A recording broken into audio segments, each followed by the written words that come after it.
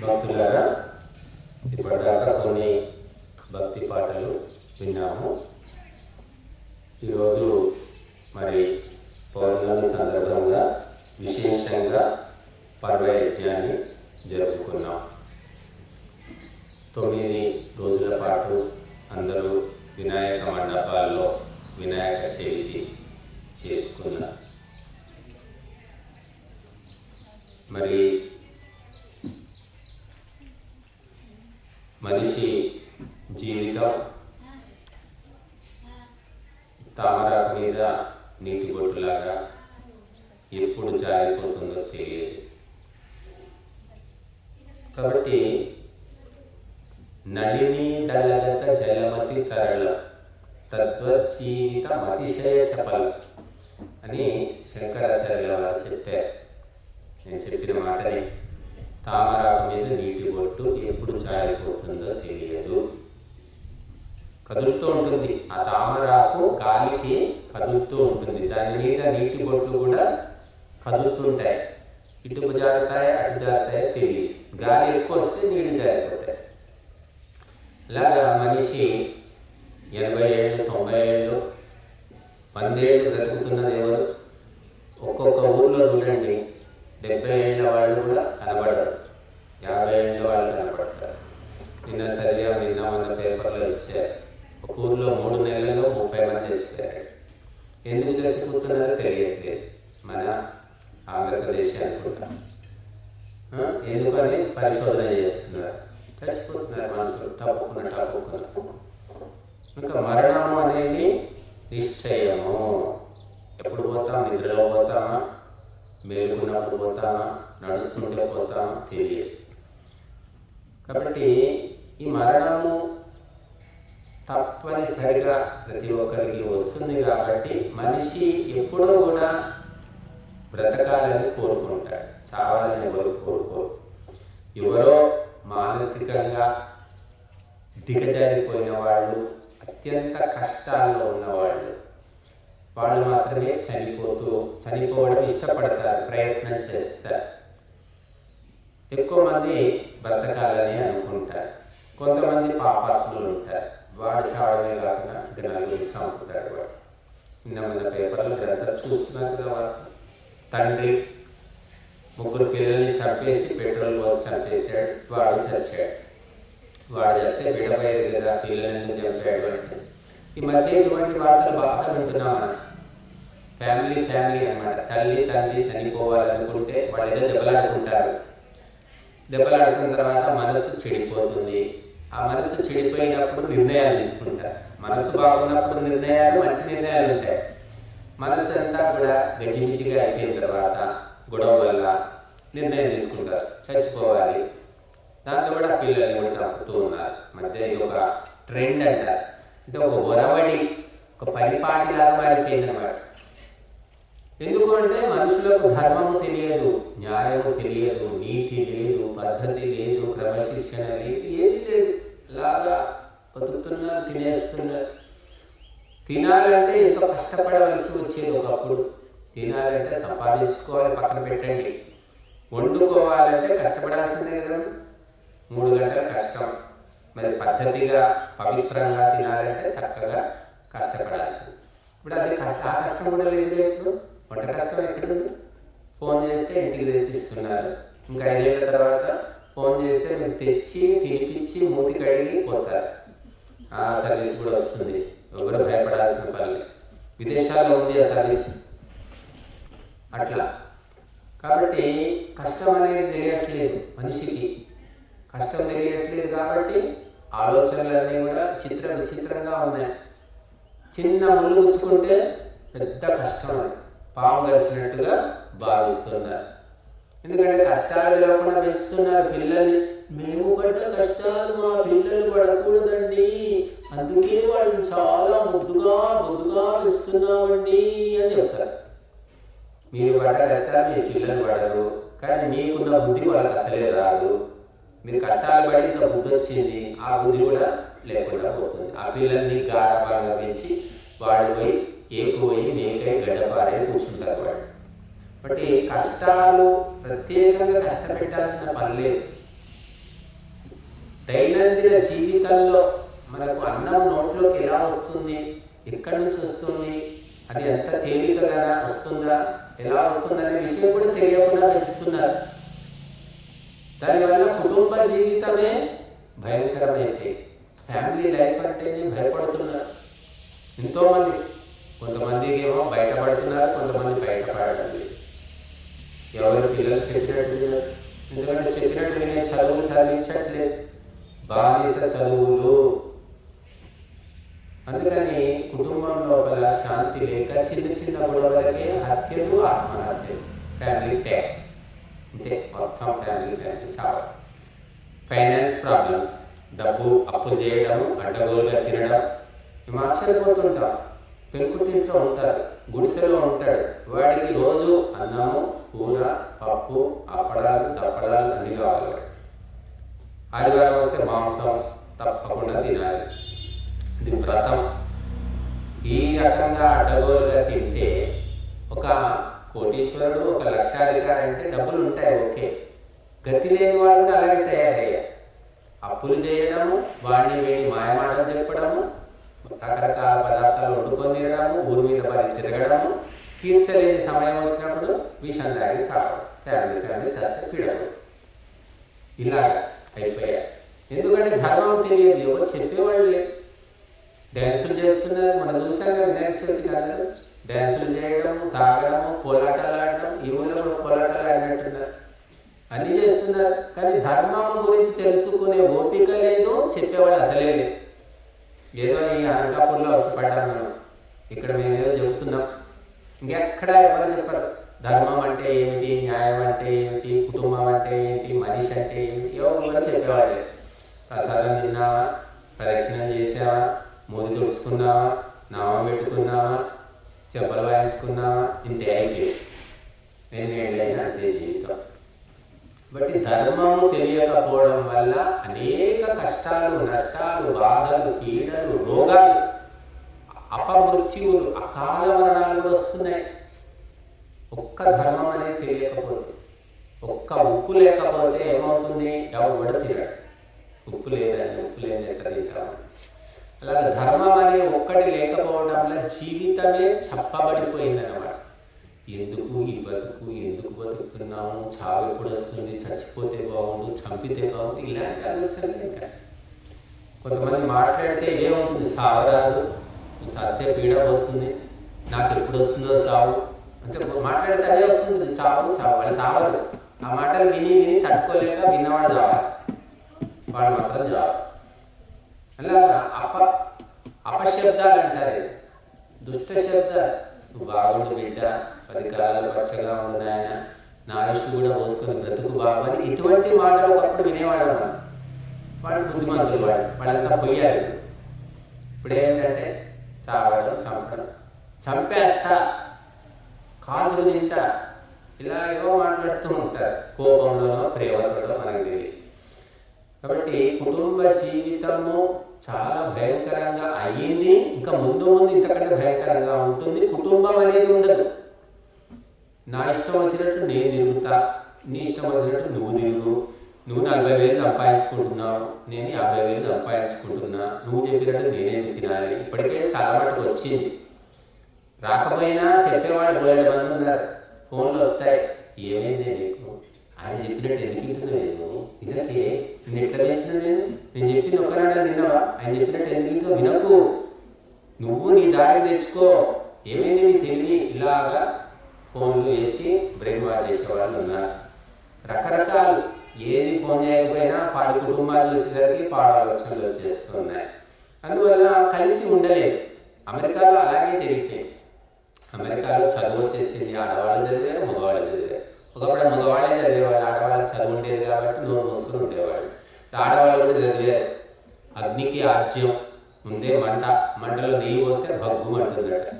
ఆడవాళ్ళకి కొంచెం తెలివి దేవుడు ఎక్కువ ఇచ్చాడు. ఇక ఈ చదువు కూడా తోడైంది. ఏం చదువు ఇది, ధార్మికమైన చదువు కాదు, ఇది నీతిమంతులను చేసే చదువు కాదు, ఇది దొంగలను, దోపిడీదారులను, గొడవలను పెంచే చదువు.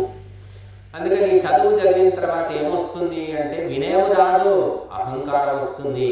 నేను నేను చెప్పింది జరగాలి, నేను సంపాదిస్తున్నాను కదా అని ఒకప్పుడు మగవాళ్ళు అనేవాళ్ళు. ఇంకా ఆడవాళ్ళు కూడా అదే చదువులు చదివారు కూడా వాళ్ళకి అదే రోగం వచ్చేసింది.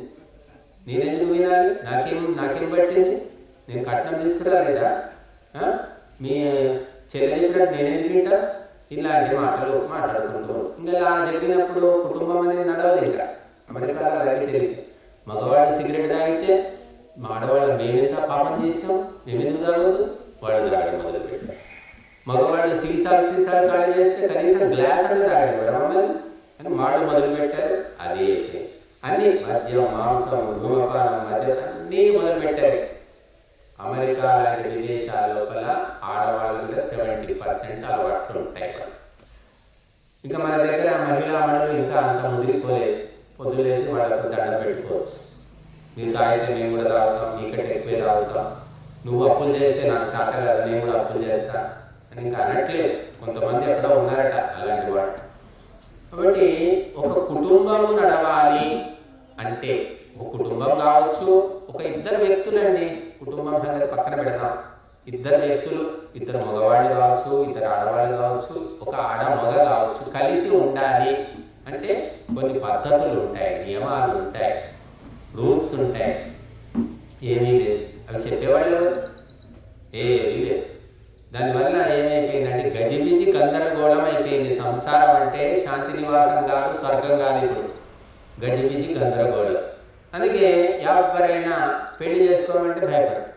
పెళ్లి వద్దు అని వాయిదా వేస్తున్నారు. వద్దని అసలే వద్దంటే ఏమంటారు అని చెప్పి చూస్తారు, నచ్చలేదంటారు, ఏదో వంకలు పెడతారు, సాగదీస్తూ ఉంటారు. చాలామంది పిల్లల్ని మీరు చూడండి, 30-35 ఏళ్ళకి వచ్చినా వాళ్ళు పెళ్లి వద్దని చెప్పరు.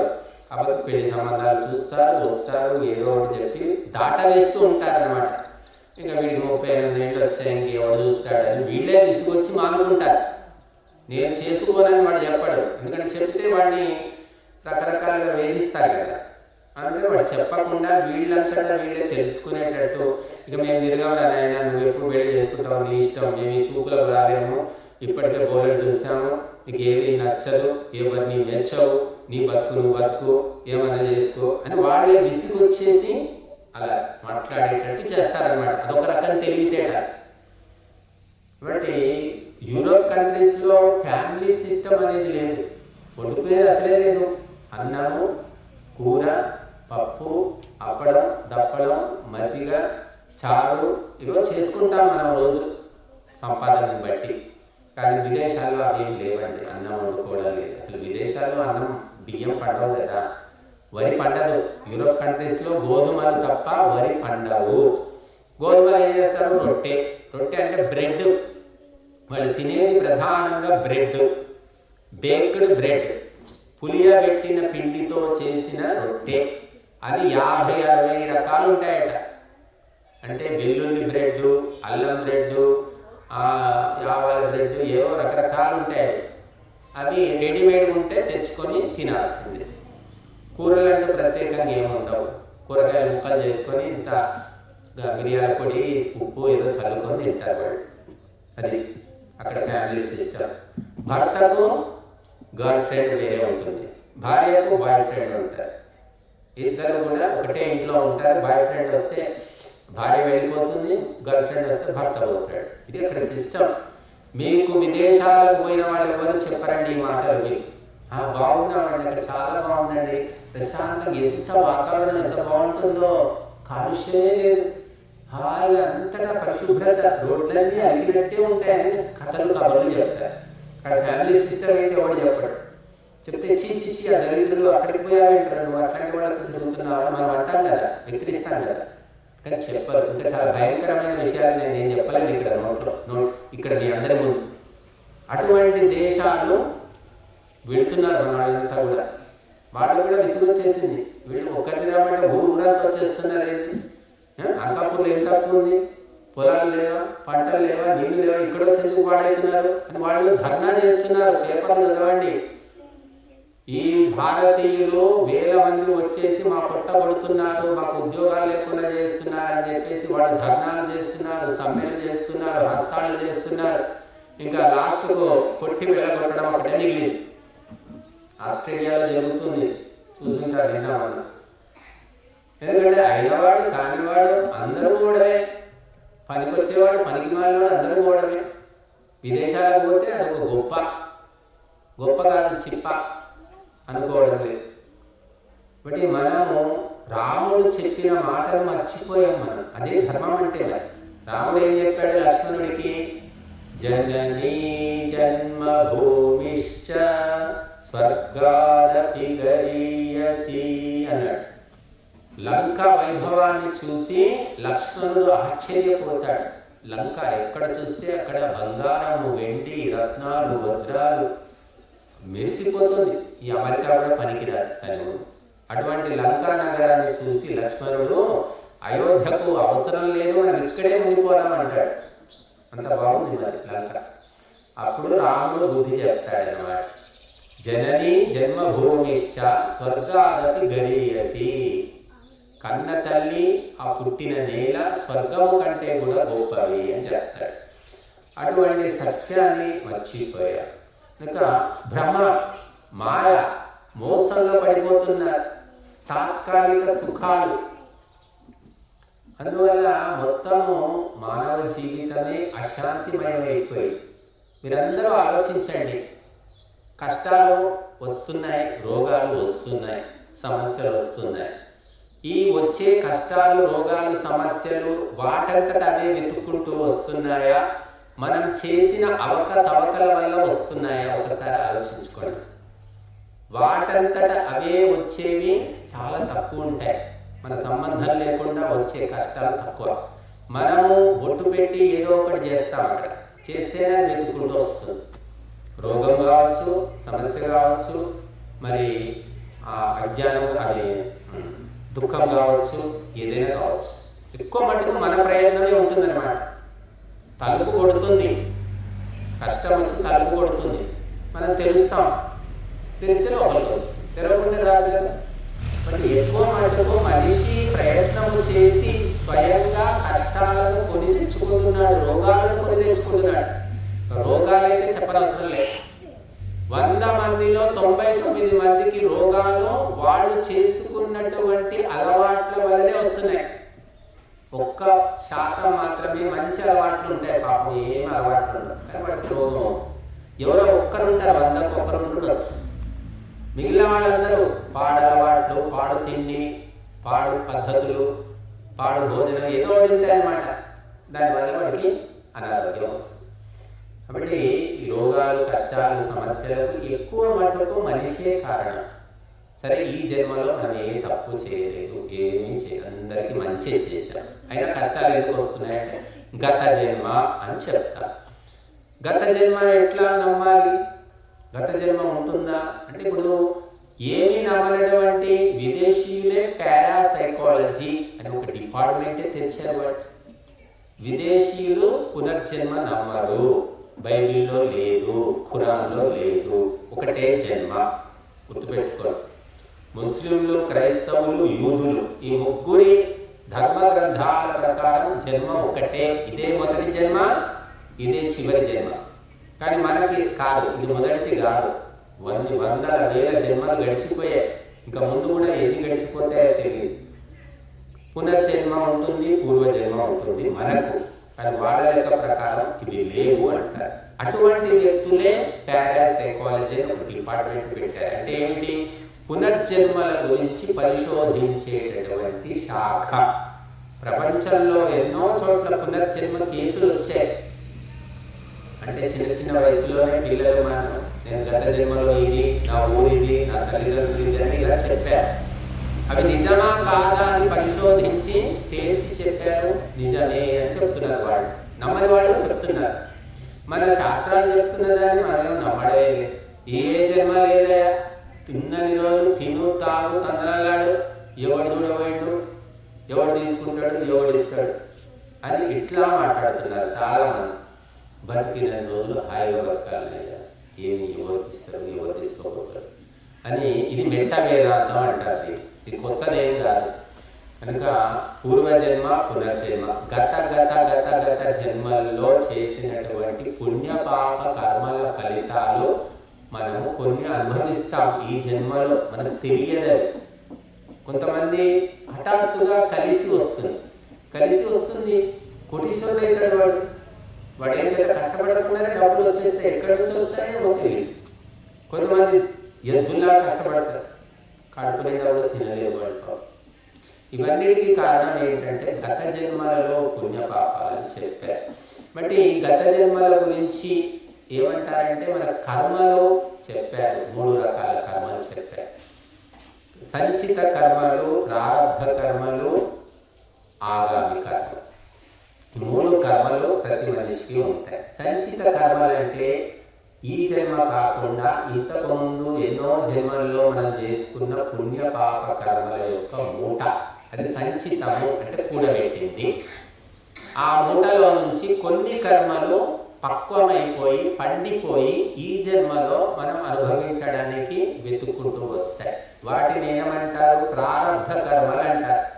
అంటే ఇక అవి పక్వమైన ఎప్పుడో జన్మలో చేసావు, గతంలో ఎప్పుడో జన్మలో దొంగతనం చేసావు, దొంగతనం చేసి పోలీసులకు పట్టుబడలేదు, ఎవరికి తెలియదు, చచ్చిపోయావు. ఆ దొంగతనం యొక్క ఫలితము పక్వమైంది.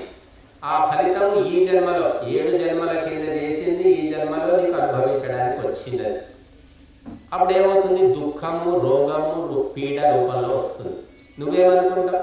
నేను ఎవరికి మోసం చేయలేదు, ఎవరికి అన్యాయం చేయలేదు, నాకు ఎందుకు కష్టం వచ్చింది అనుకుంటావు. అది నీ జన్మదే, నీ బ్యాంక్ అకౌంట్లో ఉన్నదే, 7వ జన్మ కిందడిది అన్నమాట. ఈ లెక్క మనం మర్చిపోతాం, అది భగవంతుడు మాత్రం అందుకే మర్చిపోకుండా అప్పచెప్తాడు. అందుకే అనుకోకుండా దుఃఖం వస్తుంది, అనుకోకుండా సుఖం వస్తుంది. కొన్ని ఏమో తెలిసిపోతుంది, ఈ రోగం వచ్చింది, నేను ఈ పాటల వార్త వల్ల నాకు ఈ రోగం వచ్చింది తెలిసిపోతుంది. ఈ దుఃఖం వచ్చింది, ఫలానా వ్యక్తి నేను తిట్టాను, అందుకే అతను మళ్ళీ నన్ను తిట్టాడు, లేదంటే ఇంకేదో చేశాడు. కొన్ని లెక్క తెలుస్తాయి. లెక్క తెలవకుండా వచ్చే దుఃఖాలకు కారణం ఏంటంటే గత జన్మల్లో చేసినటువంటి ప్రారబ్ధ కర్మలు అంటారు. ఆ సంచితములో నుంచి కొన్ని పక్వమై ఈ జన్మకు అనుభవానికి వస్తాయి. అది రాముడికి వచ్చాయి, కృష్ణుడికి వచ్చాయి, మనకు వస్తాయి. అవి నోరు మూసుకొని అనుభవించవలసిందే తప్ప మార్చడం కుదరదు అని చెప్పారు. మరి ఏం చేయాలి అంటే మానసిక శక్తిని పెంచుకోవచ్చు. ఆ దుఃఖాలు పీడించేటప్పుడు మనము మరీ దిగజారిపోకుండా మనోబలాన్ని పెంచుకునే ప్రయత్నం చేయవచ్చు. భక్తి ద్వారా, ధ్యానం ద్వారా, సత్సంగం ద్వారా, భజన ద్వారా, యజ్ఞము ద్వారా, వీటి ద్వారా కొంత దుఃఖము తగ్గిపోతుంది అన్నమాట. తర్వాత ఆగామి కర్మలు అన్నారు. ఆగామి అంటే ఈ జన్మల్లో మనం చేస్తూ ఉన్న కర్మలు, రోజు ఏదో ఒకటి చేస్తుంటాం, మంచి పనులు చెడ్డ పనులు అన్ని చేస్తున్నాం. అవి కొన్ని అలాగే ఉంటాయి, ఫలితాన్ని ఇవ్వవు. అవి ఎప్పుడు అంటే భవిష్యత్తులో ఎప్పుడో ఇస్తాయి, ఇప్పుడు మాత్రం ఫలితం అవి కనిపించవు. వాటిని ఆగామి కర్మలు అంటారు. అలాగా ఈ కర్మ చక్రం అనేది మనిషిని ఇలాగ తిప్పేస్తూ ఉంటుందన్నమాట. కాబట్టి మనం అది తెలుసుకొని ఇప్పుడు యజ్ఞాలు చేశాము, చేయగానే మీకు ఏమైనా వచ్చిందా చెప్పండి, ఉన్నాయని అందులో సమర్పించాము, వచ్చిందైతే ఏమీ లేదు, కనబడటం లేదు, బూడిదైతే కాసేపు అయితే బూడిద ఉంటుంది. మరి చేసిన కర్మ ఫలితం ఏమైంది? సరే మీరంటే ఈరోజు ఒక పూట వచ్చారు, మేము ఈరోజు చేస్తూనే ఉన్నాం, మరి మాకేమొచ్చింది? బూడిద. అంటే ఈ కర్మల యొక్క ఫలితము ఆగామి, భవిష్యత్తులో ఏ రూపకంగానో ఉంటుందని మనకు కూడా తెలియదు అనమాట. కనుక ప్రతి కర్మకు ఫలం ఉంటుంది, సుఖ ఫలమో దుఃఖ ఫలమో ఉంటుంది. అంటే మంచి పనుల వల్ల సుఖం కలుగుతుంది, చెడ్డ పనుల వల్ల దుఃఖం కలుగుతుంది. అప్పటికప్పుడే కలగవచ్చు, కాలాంతరంలో ఎప్పుడో కలగవచ్చు, కలగకుండా మాత్రం ఉండదు. కాబట్టి సత్కార్యాలు, ధర్మకార్యాలు చేస్తూ పోండి అని చెప్పారు. ఎప్పుడు ఫలితం వస్తుందో నువ్వు లెక్కలు వేయకూడదు. అందుకే కుర్వన్నే వేహ కర్మాణి యజీవిషేక్షతం సమాహ, చేస్తూనే పో. యజ్ఞము, యోగము, ధ్యానము, దానము, సేవ ఇవన్నీ చేస్తూ పోమని చెప్పారు. ఫలితం ఎప్పుడు వస్తుందని ఆలోచించదు, నీ పని కాదది, నువ్వు చేయడం వరకే నీ పని అని చెప్పారు. కాబట్టి మహర్షులు, మహాత్ములు, మహాపురుషులు చేసుకుంటూ పోయారు. మహర్షి దయానందుడు వేద ప్రచారం చేశాడు, ధర్మ ప్రచారం చేశాడు. ఎంతోమంది అవమానించారు, తిట్టారు, రాళ్ళతో కొట్టారు, ఎన్నో రకాలుగా హింస పెట్టారు, బాధ పెట్టారు, దాడి కూడా చేశారు. ఏమిటి మంచి పనులు చేయబోతే ఇవన్నీ జరిగాయి. మరి మానేసుకున్నాడా? ఇది చేసుకుంటూ పోయాడు అంతే. భగవంతుని ఆజ్ఞ పాటించాలి, మంచి పనులు చేయాలి. అలాగా మనం ఎప్పుడూ కూడా ఆటంకాలు ఎదురైతే, అవరోధాలు ఎదురైతే ఆపకూడదు. మంచి పనులు కూడా వస్తాయి ఆటంకాలు, చెడ్డ పనులకే కాదు మంచి పనులకే వస్తాయి. బట్ మంచి పనులను కూడా వేదము ఆమోదించిన కర్మలు మనం చేసుకుంటూ పోవాలి. ఎప్పుడూ కూడా వెనుకంజ వేయకూడదు. కష్టాలు రాకుండా ఎవరికి. రాముడికి కష్టాలు వచ్చాయి, ధర్మ మార్గంలో నడిస్తేనే కదా వచ్చింది. ధర్మ మార్గం వదిలేసి ఇంకేం చేయమంటారు? బట్టి మంచి చెడు ప్రతి దాంట్లో కూడా ఉంటాయి. మంచి పనులు చేస్తే అంత మంచి జరుగుతుందని ఏం లేదు, చెడు కూడా జరగవచ్చు. కాకపోతే మంచి పని చేసేవాడు ధైర్యంగా ఉంటాడు, చెడు పని చేసేవాడు భయపడుతూ చేస్తాడు. వాటి వల్ల దుఃఖాలు వస్తాయి కాబట్టి చివరికి ఇంకా దిగజారిపోతాడు. కాబట్టి మనము ఈ కర్మ చక్రం అనేది ఎవ్వరూ మనం నడపడం లేదు, మన చేతిలో లేదు. మీ కడుపున పుట్టిన పిల్లలు తిరిగి పెద్ద అయిన తర్వాత మీకు అన్నం పెట్టడం దేవుడు లేదు. మీ ఉన్నవన్నీ లాక్కొని వీధిలోకి నెట్టేస్తారా అనేది కూడా మీకు తెలియదు. వాళ్ళు ఏ రకంగా తయారవుతారో మనకు తెలియదు. కాబట్టి మన కర్తవ్యం ఏంటి? పిల్లల్ని పెంచి పెద్ద చేయాలి, చదువులు చెప్పించాలి, వాళ్ళను మంచి మార్గం చూపించాలి. అంతవరకే మనం. తర్వాత ఆ మంచిని వదిలేసుకొని వాడు చెడుగా తయారవుతాడా అనేది ఎవరు చెప్పలేరు. కనుక చేసుకుంటూ పోవడం, మనము మంచిని పంచి పెట్టడం, ధర్మ మార్గంలో నడవడం, అంతకు మించి ఇంకేమీ లేదు. కాబట్టి మరి ఈ సంసారంలో సుఖము పొందాలి అంటే భార్యాభర్త కానీ పిల్లలు కానీ శాంతి నిలయంగా మారాలి అంటే మనం ధర్మాన్ని తెలుసుకోవాలి, ధర్మ కార్యాలను ఆచరించాలి, సహకరించాలి, చేయించాలి. అప్పుడే మనకు కాస్తో కూస్తో సుఖము శాంతి అనేవి లభిస్తాయి. పిల్లలకు కూడా ధర్మం నేర్పలేదనుకోండి, వాడు ఏం చేస్తాడు? వాడు కోతి పోయి కొండముచ్చులాగా తయారవుతాడు. మొట్టమొదలు తల్లిదండ్రులనే పీక్కొని తింటాడు వాడు. కాబట్టి అందుకోసమే గురువుల దగ్గరికి, సత్సంగానికి, ధర్మకార్యాలకు మనం తీసుకెళ్ళాలి. చాలా మటుకు ఏం చేస్తారంటే తల్లిదండ్రులు కాస్తో కూస్తో సెలవులు దొరికితే, సమయం దొరికితే నాయనమ్మ దగ్గరికి పోదాం, అమ్మమ్మ దగ్గరికి పోదాం, మేనమామ దగ్గరికి పోదాం, ఇంకోడో పుల్లయ్య దగ్గరికి పోదాం, ఇలా తిప్పుతూ ఉంటారు పిల్లిపిల్లల్ని తిప్పినట్టు. వాళ్ళకి చుట్టరికాలే తప్ప ధర్మం గురించి వాళ్ళు చెప్తారా? చుట్టాలు చెప్తారా అండి? వాళ్ళ చుట్టాలన్నీ మాట్లాడే మాటలన్నీ వేరే వేరే ఉంటాయి. అవి ఏం పనికొచ్చేవి పెద్దగా ఏం ఉండవు అందులో. కాకపోతే యోగక్షేమాలు అడుగుతారు అంతే తప్ప ధర్మము ఇది, కర్తవ్యం ఇది, ఇది చెయ్యాలి, ఇది చెయ్యకూడదు, ఇవేం చెప్పరు వాళ్ళు. అందువల్ల పిల్లలకు ఆ చుట్టరికాలే తెలుస్తున్నాయి తప్ప ధర్మాధర్మాలు అనేవి తెలియడం లేదు. సత్సంగానికి వచ్చినప్పుడు అక్కడ మాత్రమే ఒక రకమైన విచిత్రమైన వాతావరణం ఉంటుందండి. ఇక్కడ ఎవ్వరు చుట్టాలు లేరు, ఇక్కడ ఎవ్వరూ కూడా ఏదో ఒక ఆశతోటి రాలేదు. ఇక్కడ కేవలము ధర్మము అనే దాన్ని బట్టే ఇక్కడ అందరూ కూడా జమ అయ్యారు. కాబట్టి సత్సంగం అనేది రక్త సంబంధము కాదు, అటు ప్రాంత సంబంధము కాదు, ఏ రకమైన సంబంధం కాదు, ఇది ఆర్థిక సంబంధం కూడా కాదు, కేవలము ఆత్మికమైన ధార్మికమైన సంబంధం. కాబట్టి ఇది అసలైనటువంటి కార్యక్రమం. కాబట్టి ఇక్కడికి వచ్చినప్పుడు ఆత్మ తన యొక్క స్వస్వరూపాన్ని, స్వచ్ఛమైన తత్వాన్ని తెలుసుకుంటుంది. ఇంకెక్కడ పోయినా కూడా నువ్వేమిస్తావు, నా దగ్గర ఏం తీసుకెళ్తావు, ఇదే లెక్క ఉంటుంది. మీరు 2 సార్లు 3 సార్లు పోండి, ఎవరి దగ్గరికైనా వీడు ఎందుకు వస్తున్నాడు నా దగ్గరికి, నేను 3 సార్లు అయింది వచ్చాడు, ఏమైనా అడుగుతాడా, లేదా తీసుకుపోయాడా, తీసుకుపోతాడా, నేనేమైనా ఇవ్వాలా, తీసుకోవాలా, ఇటువంటి ఆలోచనలే ఉంటాయి. ఇక్కడ మాత్రం ఏం ఆలోచన ఉంటుంది? మీ అందరికీ ధర్మాన్ని గురించి తెలియజేయాలి, అందరూ కూడా బాగుపడాలి, అందరూ కూడా ఆరోగ్యవంతులు కావాలి, అందరూ ఆయుష్మంతులు కావాలి, అన్ని కుటుంబాలు శాంతి నిలయాలుగా మారాలి అనే కోరికే ఉంటుంది, ఇంకంతే. కాబట్టి ఇది మరి సత్సంగం యొక్క మహత్వం. కాబట్టి ఈనాడు పిల్లలకు సత్సంగం లేదు. కాలేజీలో, స్కూల్లో ఏముంటుందంటే పాఠాలు తప్ప గుణపాఠాలు లేవు. కాబట్టి వాళ్ళు ఒక రకంగా తయారైపోతున్నారు. కనుక మనకు సమయం దొరికినప్పుడు ఇటువంటి సత్సంగాలలో పాల్గొనాలి, పిల్లల్ని కూడా తీసుకురావాలి. చాలామంది సెలవులు వస్తే పిల్లల్ని తీసుకురారు, ఇంట్లో వదిలిపెట్టేస్తారు, వాళ్ళే వస్తూ ఉంటారు. మరి వీళ్ళెవరో 3-4 పిల్లల్ని తీసుకొచ్చారు, వాళ్ళు కాసేపు అల్లరి చేస్తారు, తర్వాత మనం గట్టిగా చెప్తే వాళ్ళు సరిగ్గా వింటారు వాళ్ళు. కనుక పిల్లలకు కూడా మంచి దారి ఏమిటి, మంచి ప్రదేశాలు ఏమిటి అనేది అలవాటు చెయ్యాలి. చేస్తే అప్పుడు వాళ్ళు క్రమంగా తెలుసుకుంటారు, మార్పు అనేది వస్తుంది. కాబట్టి ఈరోజు మనము ఈ బృహద్ యజ్ఞ కార్యక్రమాన్ని నిర్వహించుకున్నాము. మరి ఈ కార్యక్రమంలో పాల్గొన్న వారందరికీ కూడా ఆయురారోగ్య ఐశ్వర్యాలు కలగాలని కోరుకుంటున్నాం.